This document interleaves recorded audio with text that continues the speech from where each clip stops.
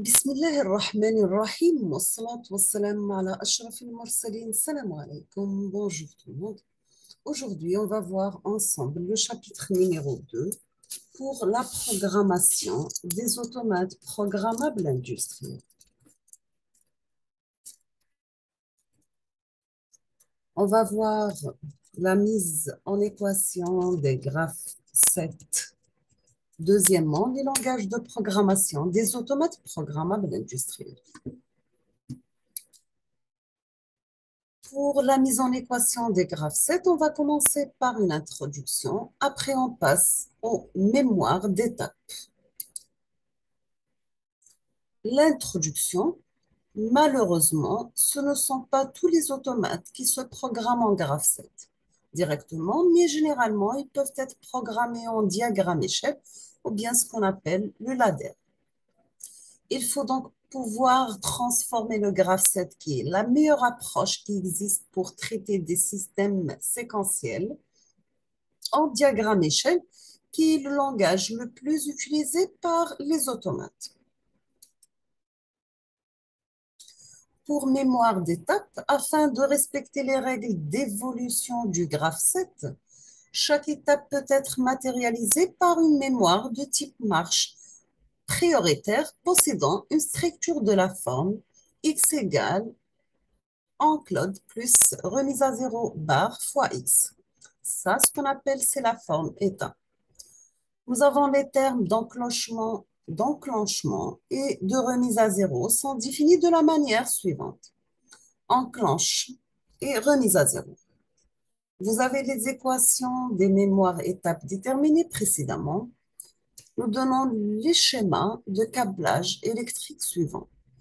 Donc, pour établir la commande de chaque sortie, il suffit de considérer là où les étapes durant lesquelles la sortie doit être enclenchée. Ainsi, donc, nous avons une sortie RO a lieu durant l'étape 2 ou bien nous avons RO égale ou bien R0 égale à X2. La sortie DE a lieu durant l'étape 3, DE égale à X3. La sortie M0 a lieu durant l'étape 4, donc M0 égale à X4. Nous avons l'initialisation de la séquence. Nous remarquons sur le schéma précédent qu'à la mise sous tension, toutes les mémoires se trouvant ici à l'état de repos, aucune évolution n'est possible. Il est donc impératif d'initialiser la séquence en venant d'enclencher la mémoire X1 matérialisant l'étape initiale de notre graphe 7. Donc, ceci est obtenu soit en utilisant un contact d'initialisation ou un contact de passage commandé. Bien sûr, lors de la mise sous tension de l'automatisme, comme le montre le schéma suivant. Donc, vous avez l'étape numéro 1, initialisation avec X1, X4, C1, X2 bar, X1. Donc, ce sont des contacts d'initialisation. Vous avez aussi, soit en testant l'étape repos de toutes les mémoires d'étapes suivantes. Donc, pour venir alors systématiquement enclencher la mémoire X1 comme le montre le schéma suivant. Donc, vous trouvez ici les tests des étapes repos de toutes les mémoires. X2 barre fermée, X3 barre fermée, X4 barre fermée, X4 ouvert, C1 ouvert, X2 barre fermée, X1 ouvert. Donc ça, c'est pour aboutir à l'étape numéro 1.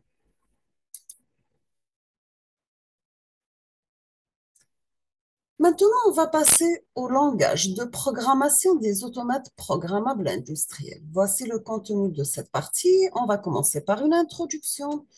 Le langage ladder, LD, l'adressage des entrées-sorties, le langage log, logigramme, des exercices sur l'automate programmable industriel API, exercice 5 langages de programmation pour API, exercice critères de choix d'un automate programmable industriel. Toujours avec l'introduction, nous avons que les langages de programmation des automates programmables industriels sont de nature diverse. Étant donné la diversité des utilisateurs pouvant les utiliser. Pour le langage ladder ou bien LD, Le langage des automates programmables industriels d'origine américaine utilise le symbole classique des schémas relais accompagnés de blocs graphiques préprogrammés pour réaliser des fonctions d'automatisme. Vous avez des calculs, temporisateurs, décompteurs, etc. C'est une suite de réseaux qui seront parcourus séquentiellement. Les entrées, sont représentées par des interrupteurs de cette forme, ou bien la deuxième, bien sûr, si l'entrée est inversée, et les sorties par des bobines, ou bien des bascules S ou R. Il y a également d'autres opérations. Vous avez l'inverseur note, l'attente d'un franc montant P ou un descendant N. Les sorties sont obligatoirement à droite du réseau. On doit évidemment identifier nos entrées-sorties, soit directement par leur code IAB.AB/Q.AB ou bien avec leur libellé en clair défini dans la table des mnémoniques. Bien sûr, on relie les éléments en série pour la fonction et en parallèle pour la fonction OU. On peut utiliser des bits internes pouvant servir en bobine et interrupteur, comme on utilise dans une calculatrice une mémoire pour stocker un résultat intermédiaire. On peut aussi introduire des éléments plus complexes, en particulier les opérations sur bits, comme par exemple une bascule à serre, priorité déclenchement, RS, priorité enclenchement, POS et NEG, négation pour la détection de francs. On trouvera d'autres fonctions utiles, les compteurs, les temporisateurs et le registre à décalage. On peut également utiliser des fonctions plus complexes. Vous avez des calculs sur mots, par exemple. On passe maintenant aux adressages des entrées-sorties. La déclaration d'une entrée aux sorties données à l'intérieur d'un autre programme s'appelle l'adressage. Les entrées et sorties des automates programmables industriels sont la plupart du temps regroupées en groupes de 8 sur des modules d'entrée ou de sortie numérique. Cette unité de 8 est appelée octet. Chaque groupe reçoit un numéro que l'on appelle adresse d'octet afin de permettre l'adressage d'une entrée aux sorties à l'intérieur d'un octet. Bien sûr, chaque octet est divisé en 8 bits. Ces derniers sont numérotés de 0 à 7. On obtient ainsi l'adresse du bit. L'automate programmable industriel représenté ici a les octets d'entrée 0 et 1, ainsi que les octets de sortie 0 et 1. Par exemple, vous avez ici l'étape 1 de type logique boole effectuée à la mémoire M01. Pour le capteur C1 est de type logique et est affecté à l'adresse I00. Exemple, vous avez la sortie DE et de type logique et affectuée à l'adresse Q00. Donc, ce sont des variables mnémoniques. Par exemple, vous pouvez adresser la cinquième entrée du DCY en partant de la gauche. On définit l'adresse suivante, I04. Pour adresser la troisième sortie, par exemple, on définit l'adresse suivante, Q0.2. Maintenant, pour le langage log, ou bien ce qu'on appelle logigramme. Les opérations logiques servent à définir des conditions pour l'activation d'une sortie. Elles peuvent être créées dans le programme des automates programmables industriels dans les langages de programmation. Donc, vous avez les schémas des circuits ladder, LD ou bien logigramme log. Il existe de nombreuses opérations logiques pouvant être mises en œuvre dans des automates API, automates programmables industriels. L'opération et l'opération OU, ainsi que la négation d'une entrée, sont les opérations les plus fréquemment utilisées et seront expliquées ici à l'appui d'un exemple. Vous avez les opérations et. Exemple, si nous avons une lampe doit s'allumer quand les deux interrupteurs sont fermés simultanément. Ici, la lampe s'allume uniquement quand les deux interrupteurs sont fermés, S1 et S2, c'est-à-dire quand S1 et S2 sont fermés alors que la lampe P1 est allumée. Donc, c'est une opération et. Pour appliquer cette opération au programme de l'API, les deux commutateurs doivent être connectés aux entrées de l'API. Ici, S1 est relié à l'entrée E00 et 0.0 et S2 à l'entrée E0.1. De plus, la lampe P1 doit être connectée à une sortie, par exemple Q0.0. Donc, ça, c'est ce qu'on appelle un câblage de l'automate programmable industriel. Pour les opérations opérateurs et dans log, dans le logigramme, l'opérateur est programmé par le symbole ci-dessous et représenté de la manière suivante. Ici, vous avez des entrées de l'opération et il est possible de prévoir plus que deux entrées.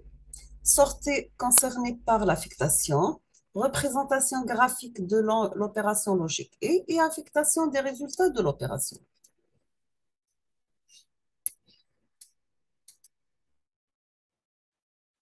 On passe à des exercices. L'automate programmable industriel.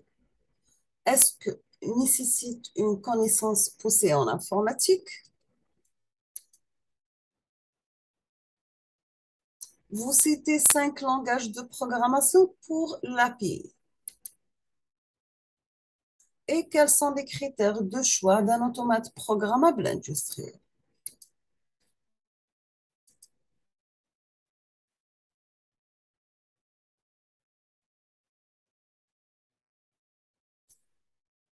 Donc, la réponse pour l'automate programmable industriel, elle peut fonctionner dans des ambiances industrielles sévères. Elle permet de connecter directement les capteurs et les actionneurs.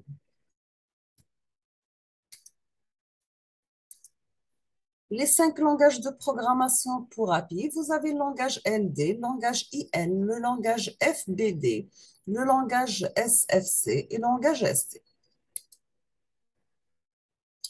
Les critères de choix de l'automate programmable sont le nombre d'entrées-sorties intégrées, le temps de traitement, ce qu'on appelle le scrutation, la capacité de la mémoire et le nombre de compteurs et le nombre de temporisateurs.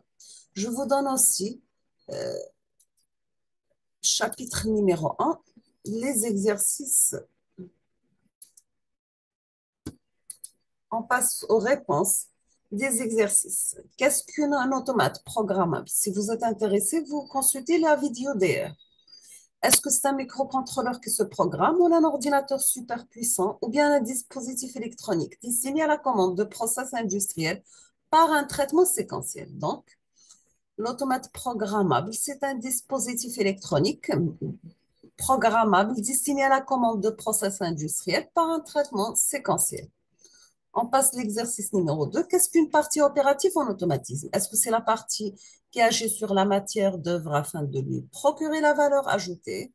Ou bien c'est la partie qui s'occupe de la communication entre les différents équipements? Ou bien c'est la partie qui commande le process? Donc, la bonne réponse, c'est que la partie opérative en automatisme, c'est la partie qui agit sur la matière d'œuvre afin de lui procurer de la valeur ajoutée. On passe troisième. Donc, parmi les éléments suivants, lequel est un effecteur? Est-ce que le moteur ventouse ou vérin? Donc, la bonne réponse, un effecteur, c'est une ventouse.